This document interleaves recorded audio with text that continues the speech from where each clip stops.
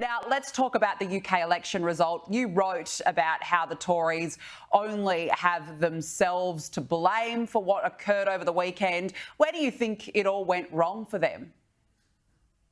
Oh, around about 2006, in my view, David Cameron announced that he was going to detoxify the Conservative Party. He just made it woolly and broke all the promises that he made, such as they were. It was a lackluster 5 years of a parliament where he had to be in government with the Liberal Democrats. And Nick Clegg, remember him? Wow, what talent!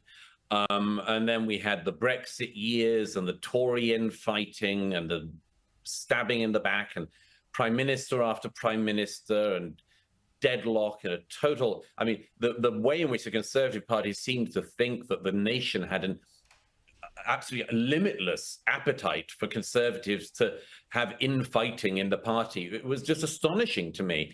And, we watched it happen, couldn't believe the lack of discipline, couldn't believe the lack of delivery. David Cameron came in 2010, promising to lower migration from the hundreds of thousands a year to the tens of thousands, like in the 1990s before Blair.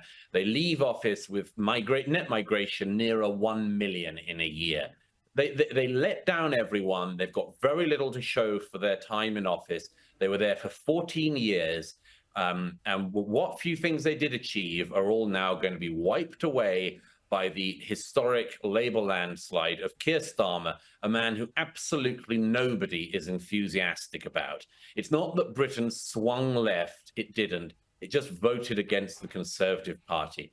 And maybe they will use their time in opposition to try to cohere, actually be conservative, actually come up with some policies that differentiate themselves from the other parties. Or maybe they won't. Maybe they will just disappear into history.